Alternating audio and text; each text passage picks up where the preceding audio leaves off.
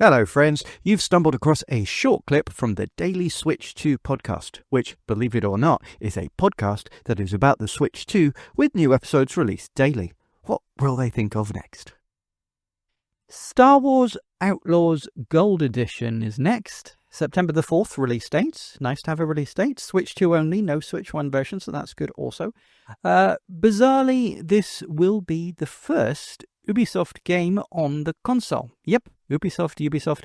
One of the biggest games publishers in the world is completely absent from the Switch 2 up until now, and will continue to be for the next month or so. The new Assassin's Creed Shadows is coming at some point. We've talked about Just Dance, but as I said, there is no Switch 2 version of that one. It's a Switch 1 only game. Now, Ubisoft is a game company known for nickel and diming players in recent years, but actually in the case of this particular game, Star Wars Outlaws, I don't see anything to complain about really. There will be a physical release game keycard sadly, but $60 isn't bad for a AAA game on Switch 2, in fact cheaper than many.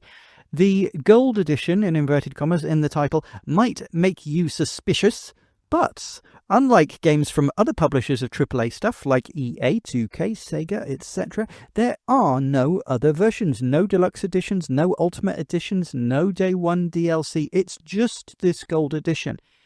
I will assume that the game has microtransactions, but still, so far, looking pretty good compared to the others. Nice one, Ubisoft. A look over the official Nintendo eShop does say that the game includes the Season Pass, which includes, and I quote, Wildcard Story Pack, a Pirate's Fortune Story Pack, Jabba's Gambit Exclusive Mission, the Kessler Run Character Pack, the Hunter's Legacy Bundle, and the Cartel Ronin Bundle. Now, as somebody who hasn't played the game yet, I would assume that those are all things previously released for the other systems, and it's just all included here from jump to catch up, which is pretty cool, to be honest. The fact it labels them here as a Season Pass does imply that there might, at some point in the future, be another Season Pass to buy if you want the new story packs and characters, etc.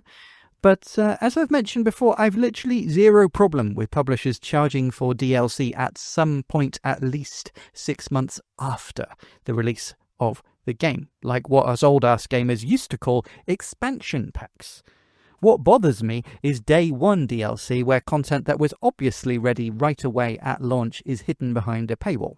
That's not what Ubisoft are doing here, so again, kudos to them. Also, I'm not seeing any pre-order shenanigans. This really does just seem like a pretty good release at a fair price with no scummy tactics, as far as I can see. Good stuff.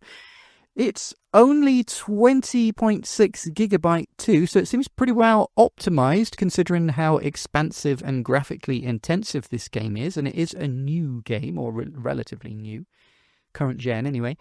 So for all that, it seems pretty positive so far. Thing is, for now I am on the fence.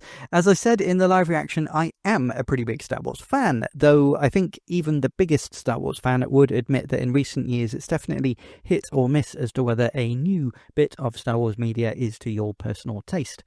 Some of you know that I've worked on some Star Wars stuff over the years, and I'm always careful not to dump on any specific projects because I always know people who worked on them and that they are all big fans who are excited to be working on what they're working on, so it's always tragic to me when a specific project comes out badly or isn't well received by the fanbase.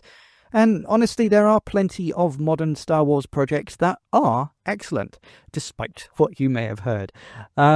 Not all of them, though.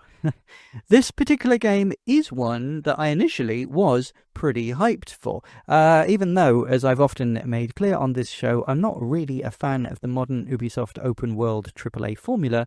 Everything that I saw of this specific game in the previews did look very interesting to me. But then the game released and I did hear several people complaining about it, people criticizing the game, etc., so I didn't bother picking it up on day one, especially as there wasn't a Nintendo version. I'm still intrigued to try it out though, so I was very happy when it was announced for Switch 2, as that is my preferred way to play most games nowadays. And with this current pricing model, I could well end up giving it a go. However, the footage in the Direct made me suspicious. They didn't show any particularly expansive or taxing gameplay footage. It was all close-ups during cutscenes or gameplay when you're in small enclosed areas like corridors or small rooms. This makes me concerned that there are potentially performance issues that they're trying to mask. And when I downloaded the trailer to use in this video, it made me even more suspicious because there's no proper gameplay trailer at all on Nintendo's YouTube channel. The trailer is mostly interview footage of one of the devs talking the game up, with just a few seconds of gameplay interspersed here or there, and frankly, even some of that has frame hitching. So, I am genuinely interested in the game. I do want to play it and make up my own mind, and I do like the way that they're handling the pricing and the release. At this kind of price, I think it's kind of worth giving it a try, but if they had shown a ton of gameplay and it looked like it was running well, even despite the fact that I know others have given it mixed reviews, I would have put it, for me personally, into an A tier because I'm a Star Wars fan. I think it looks cool, the story content interests me, and they seem to be pricing it fairly and including a lot of stuff. But I'm going to have to bump it down to B tier because I am extremely suspicious that it will perform well enough to be playable on Switch 2. I'm going to wait for reviews, but I'm really hoping that it is a good port. Frankly, I'd rather that they tone down the graphics and get a smooth, consistent frame rate. I hope they work something out. So yeah, B tier, but I think I'm going to put it ahead of Dragon Ball and Persona 3. I know some people here are going to hate me for that, especially putting it ahead of Persona 3, but both of those games have pretty severe price gouging and Day 1 DLC, and are also available on Switch 1. Yes, I know it's a different version of Persona 3, but you know what I mean.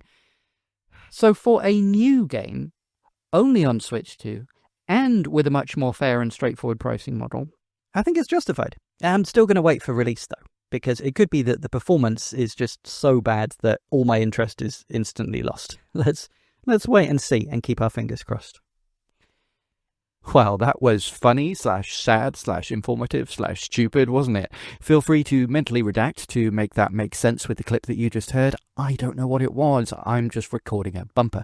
But if you enjoyed the clip, please give it a like. If you'd like to hear more, click subscribe, and you can find all the ways to listen to and support the full daily podcast at linktree/dailyswitch2. That's linktr.ee/dailyswitch2. Let's go! Did I sound like I mean that? I do. I really do.